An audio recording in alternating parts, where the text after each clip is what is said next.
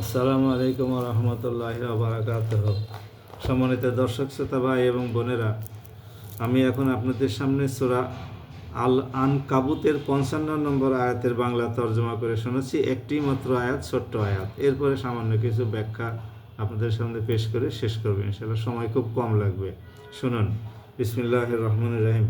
যেদিন তাদের উপর থেকে এবং তাদের পায়ের নিচ থেকে আযাব তাদের গ্রাস করবে, সেদিন আল্লাহ তাআলা তাদের বলবেন, দুনিয়ায় তোমরা যা কিছু করতে, এখন তার স্বাদ উপভোগ করো। ছোট্ট আয়াত। আল্লাহ পাক বলছেন যে কাফিরদেরকে জাহান্নাম পরিবেষ্টন করে রাখবে। আগের ভিডিওতে আমি বলেছি, আগের আয়াতেও এটা শেষে দিকে আছে। সেই দিনের কথা বলা হচ্ছে আবার 55 নম্বর আয়াতে, যে তাদের উপর থেকে এবং পায়ের নিচ থেকে আযাব তাদেরকে গ্রাস করবে। মানে উপরেও তারা আযাবের সম্মুখীন হবে, উপর থেকে আযাব নাজিল হবে, তাদের মাথার উপরে গরম পানি ঢেলে দেওয়া হবে, তো উপর থেকে হলো। আর পায়ের নিচে আগুন প্রজ্বলিত হতে থাকবে, সেটা তো পায়ের নিচ থেকে হলো।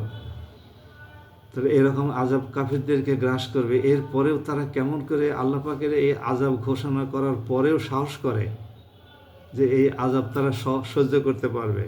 আবার অন্যত্র আল্লাহ পাক কাফিরদের সম্পর্কে বলছেন যে তারা বলে যে আযাব যদি আমাদের গ্রাস করেও তাহলে কিছু সময়ের জন্য করবে, এরপরে সেখান থেকে আমরা মুক্ত হয়ে আসতে পারবো।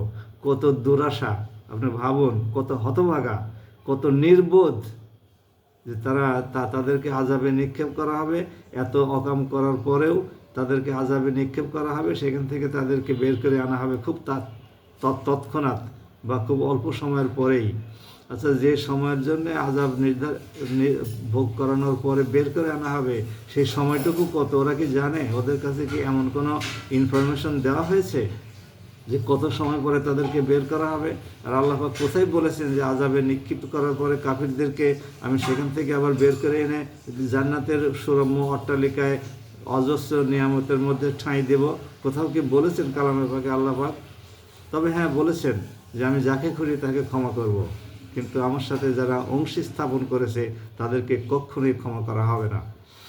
সম্মানিত ভাই এবং বোনেরা, আপনারা আসুন আমরা সবাই মিলে আল্লাহর আযাব থেকে নিষ্কৃতি চাই। আল্লাহর আযাব অত্যন্ত ভয়ঙ্কর, অত্যন্ত ভয়ঙ্কর।